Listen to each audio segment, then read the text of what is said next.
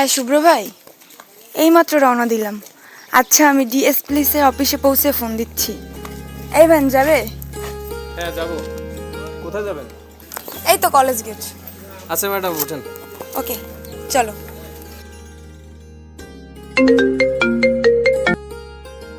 হ্যাঁ জুয়েল ভাই, শুভ্র ভাইয়ের সাথে এইমাত্র কথা বললাম। আমি 5 মিনিটের মধ্যে আসতেছি। হ্যাঁ, আপনি একটু কাইন্ডলি ওয়েট করেন। ম্যাডাম কোনো সমস্যা?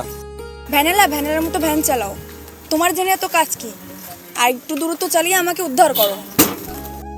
আমার ভুল হয়ে গেছে ম্যাডাম, আমি আন্তরিকভাবে দুঃখিত, আমাকে মাফ করে দিবেন। এই রাখো, আমি এখানেই নামবো। কত হলো তোমার? 30 টাকা।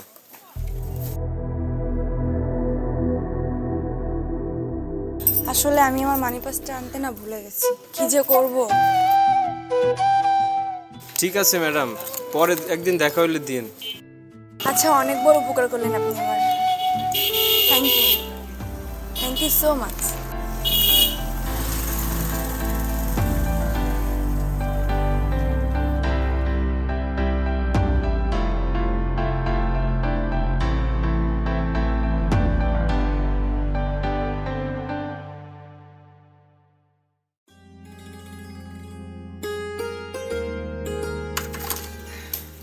মনে মনে তোমাকেই খুঁজতেছিলাম। ম্যাডাম আসলে একজন প্যাসেঞ্জার ছিল, তাই নামিয়ে দিয়ে আসতে একটু দেরি হয়ে গেল। কোথায় যাবেন? একটা কাজ করো, তুমি আমাকে বাজারে নামিয়ে দাও, একসাথে 2টো ভাড়া দিয়ে দেবো। চলেন।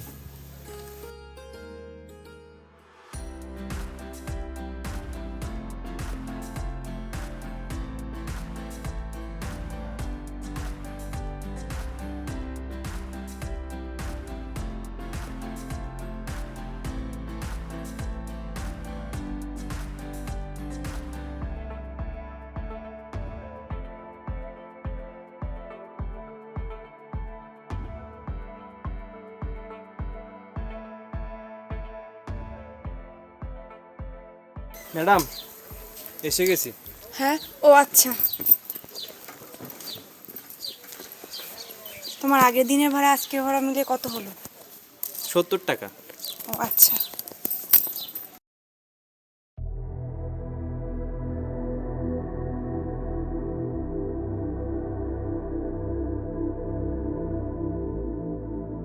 ম্যাডাম কোনো সমস্যা? মানি পাসটা না আবার খুঁজে পাচ্ছি না। সে কি কথা? ম্যাডাম ভালো করে দেখুন, ব্যাগের ভিতরে হয়তো আছে। ভালো করে দেখলাম কিন্তু নাই। কাল ওটা আনতে ভুলে গেছিলাম, কিন্তু আমার স্পষ্ট মনে আছে আজ আমি ওটা ব্যাগে রেখেছিলাম। তাহলে কি রাস্তায় কোথাও পড়ে গেল? ওটাই আমার অনেক গুরুত্বপূর্ণ ডকুমেন্টস আছে। আচ্ছা ম্যাডাম চিন্তা করবেন না, আমরা তো মাত্র এই পথ দিয়ে এলাম, আমি আবার ওই পথে আবার যাব। যদি রাস্তার আশেপাশে কোথাও পড়ে থাকে তাহলে আমি আপনাকে পেলে দিয়ে দেব। প্লিজ একটু দেখবেন। আপনি এখন নিশ্চিন্তে বাড়ি যান। আচ্ছা ঠিক আছে।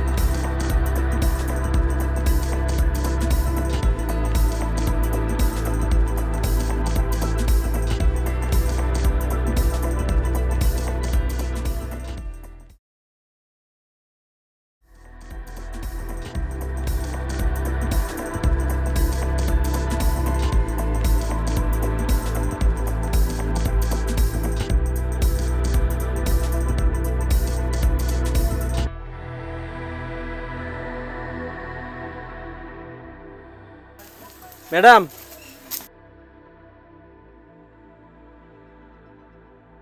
ও আচ্ছা, তুমি? ম্যাডাম আপনার মানি পার্সটা তো আমি পেয়েছি। সত্যি? ম্যাডাম, এই নিন আপনার পার্স। এই নাও তোমার ভাড়াটা। আসলে পার্সটা আমি কালকেরই পেয়েছিলাম। আপনাকে যেখানে নামিয়েছিলাম ওখানে আমি সন্ধ্যা পর্যন্ত বসেছিলাম, কিন্তু আপনাকে পাইনি, সেজন্য পার্সটাও আর দেওয়া হয়নি। আর আপনার বাড়িও চিনি না, আর আপনার ফোন নাম্বারও আমার কাছে নেই। তুমি জানো না যে আমার কত বড় উপকার করেছো। তুমি আমার বারবার উপকার করছো। Thank you so much. আজকে তুমি আমার অনেক বড় একটা উপকার করলে। আচ্ছা, একটা কথা আছে, বলো তুমি রাখবে? কি কথা? আজকে সারাটা দিন তুমি আমার সাথে কাটাবে, বলো কোনো আপত্তি নেই তো? না না, এসব কি বলছেন ম্যাডাম? আপত্তি থাকবে কেন? কোথায় যাবেন বলুন? যেখানে তুমি নিয়ে যাবে। আচ্ছা ম্যাডাম, ঠিক আছে। ম্যাডাম ম্যাডাম কি করছো? আমার নাম মারিয়া, তোমার নাম কি? আমার নাম দীপ্ত। এবার থেকে আমাকে মারিয়া বলে ডাকবা। আচ্ছা ঠিক আছে, চলুন ম্যাডাম। ও সরি, মারিয়া।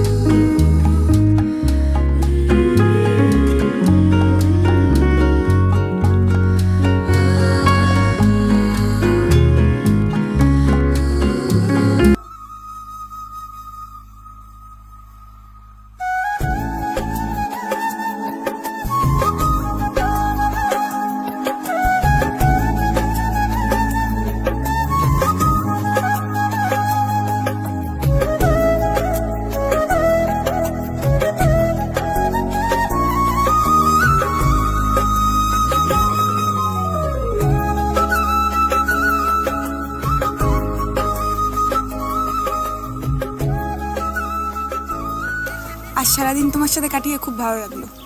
আজ তাহলে আসি, কাল আবার দেখা হবে। হ্যাঁ, কাল আবার দেখা হবে।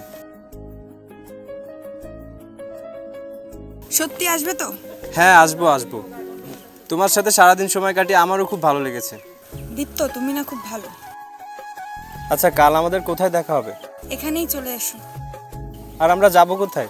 সে কালই দেখা যাবে। আচ্ছা। তাহলে আজ আমি টাটা।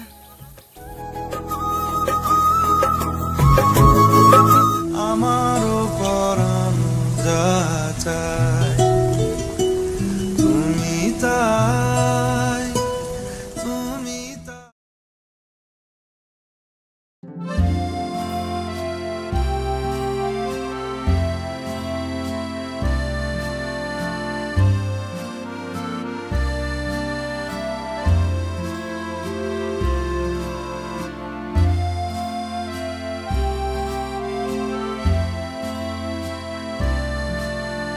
তোমাকে কিন্তু আজকে হ্যাপি লাগছে। Thank you. আজ তোমার ভ্যান কই? আজ আনিনি। ও আমার সাথে ঘুরবে বলে আনুনি? হ্যাঁ। ওকে, চলো ঘুরি। চলো।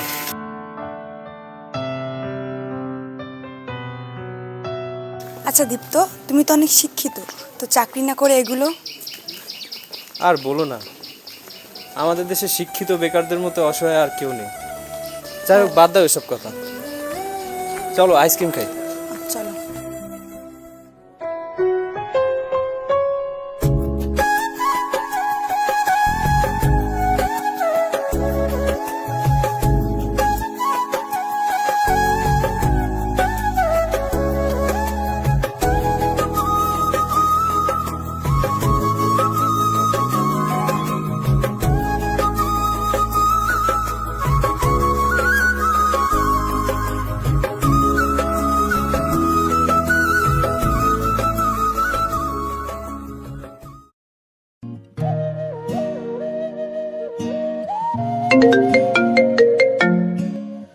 হ্যালো। হ্যালো মারিয়া, তোমার সাথে একটু জরুরি কথা ছিল। কোথায় আসতে হবে? লেকের ওইখানে আসো। ওকে, দাঁড়াও, আসতেছি। তোমায় হৃদ মাঝারে রাখবো, ছেড়ে দেব না, তোমায় হৃদ মাঝারে রাখবো। মারিয়া, কি ব্যাপার দীপ্ত, এত আর্জেন্টলি ডাকলা কেন? কিছু বলবা? আসলে মারিয়া, অনেকদিন ধরে একটা কথা বলবো বলবো করে ভাবছিলাম, কিন্তু বলে ওঠা হয়নি। কি করে যে বলি। কি কথা বলো? আমি আসলেই জানি না মারিয়া, আমার প্রতি তোমার সেই ফিলিংসটা আছে কিনা, কখনো তুমি আমার হবে কিনা। মানে? আমি তোমাকে ভালোবাসি। I love you Maria. হয়তো আমার কাছে অনেক টাকা পয়সা নেই, কিন্তু কিন্তু আমি তোমাকে অনেক সুখে রাখবো, বিশ্বাস করো। তোর যোগ্যতা কি বল? চালাস তো ভ্যান, দুদিন হেসে কথা বললাম আর অমনি এলি প্রপোজ করতে। আর কোনোদিন তুই আমার সামনে আসবি না, তোর ওই মুখ আর দেখতে চাই না। মারিয়া,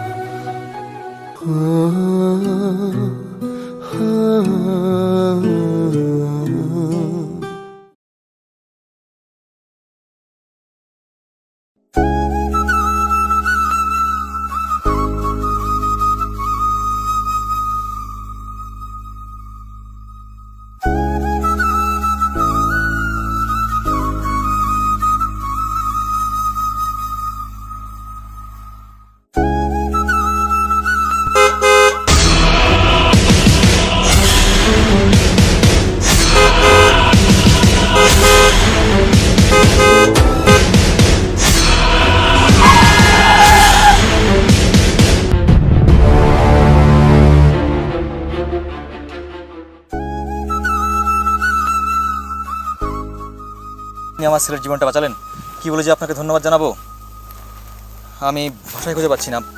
অসংখ্য ধন্যবাদ আপনাকে। আপনি যদি কিছু মনে না করেন, আপনি এই টাকাটা রাখুন। না স্যার, আমি টাকাগুলো নিতে পারবো না। আসলে মানুষের জীবন টাকা দিয়ে মাপা যায় না। আর আপনি কেন, আপনার জায়গায় অন্য যে কেউ হলে আমি এই একই কাজটাই করতাম। আমি এখন আসি। শোনো, স্যার, আসলে তুমি লেখাপড়া কতদূর করেছো? স্যার আমি গ্র্যাজুয়েশন শেষ করেছি, এখন মাস্টার্স করছি। ও ভেরি গুড। আগামীকাল তুমি আমার অফিসে একটু দেখা করো তো, আর আমার এই কার্ডটা রাখো তুমি।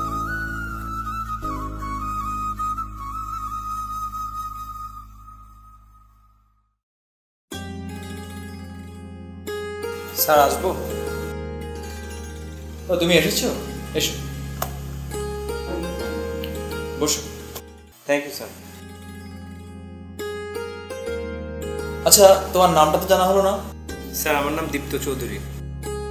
ও দীপ্ত, দেখো আমি বুঝতে পেরেছি তুমি অত্যন্ত সৎ ছেলে এবং তোমার মনটাও অনেক বড়। তুমি আমার ছেলের জীবনটা বাঁচিয়েছো। সেই মুহূর্তে তোমাকে আমি কিছু টাকা দিতে চেয়েছিলাম, তুমি নাওনি। আমি এর কৃতজ্ঞতা স্বরূপ তোমাকে কিছু অফার করতে চাই, তুমি কি এটা অ্যাকসেপ্ট করবে? হ্যাঁ স্যার, বলুন। দেখো দীপ্ত, শহরে এবং শহরের বাইরে আমার বেশ কয়েকটি কোম্পানি আছে। আমি সব জায়গায় সবসময় সময় দিতে পারি না, আমি এখানেও মাঝে মাঝে আসি। আমি চাই তুমি এখানটা সামলাও এবং আমার এই চেয়ারটাকে সামলাও। কিন্তু স্যার এত বড় দায়িত্ব। দেখো, এটা আমার সন্তানের জীবনের চেয়ে বড় তো আর না। সো তুমি চাইলে আগামীকাল থেকে জয়েন করতে পারো। Thank you sir, thank you so much. Welcome.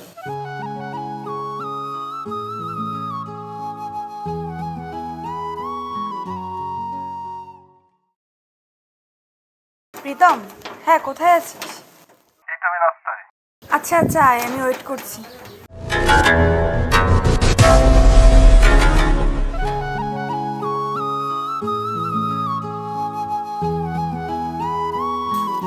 এটা কি সে দীপ্ত নাকি? না না, ও তো ভ্যান চালাতো। ও এত বড় লোক কিভাবে হলো? না, আমার কোথাও ভুল হচ্ছে।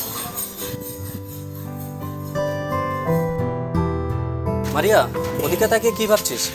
না না, তেমন কিছু না। আচ্ছা বল, এত আর্জেন্ট ডেকে পাঠালি? তুই তো জানিসই করোনার কারণে আমার জবটা চলে গেল, আর তাছাড়া বাবাও অনেক অসুস্থ হয়ে পড়ছে, আর মার তো ওই একই অবস্থা। তাছাড়া ইনকামের সব সোর্সই বন্ধ হয়ে গেছে। দেখ না, তুই তো অনেক বড় কোম্পানিতে জব করিস, ওই কোম্পানিতে আমাকে একটা জবের ব্যবস্থা করে দেওয়া যায় কিনা? তুই কিছুদিন আগে বললেও আমি একটা ব্যবস্থা করতে পারতাম, কারণ কিছুদিন আগেও কোম্পানিতে বেশ কিছু লোক নিল। তাহলে এখন কি হবে? আচ্ছা দাঁড়া, আমার বসের সাথে আমি একটু কথা বলে দেখি। উনি অনেক ভালো মানুষ, আর ওনার সাথে আমার সম্পর্কটা অনেক ভালো। আমি পার্সোনালি ওনাকে বলে দেখি উনি কি বলেন। হ্যাঁ প্লিজ দেখ না একটু।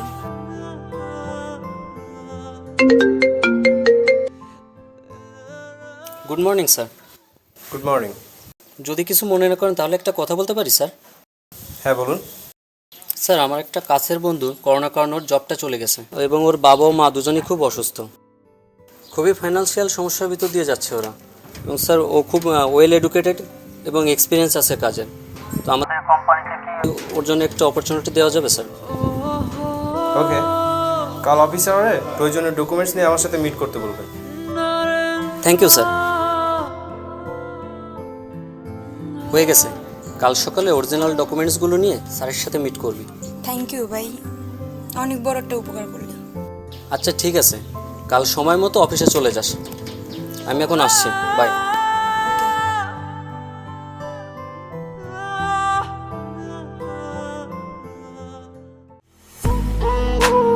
স্যার আসবো?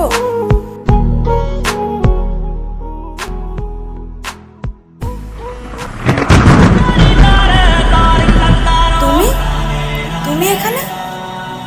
ও আচ্ছা, তাহলে কাল প্রীতম তোমার জবের জন্য আমাকে ফোন করেছিল।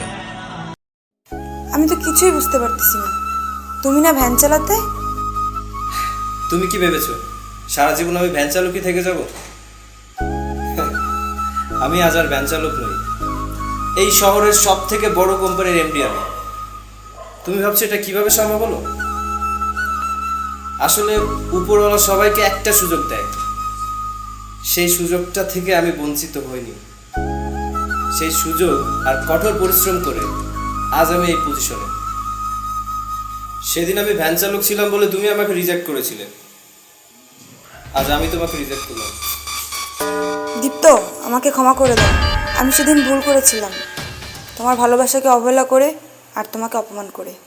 সেদিনের শাস্তিটা তুমি আজ আমাকে এভাবে দিও না প্লিজ।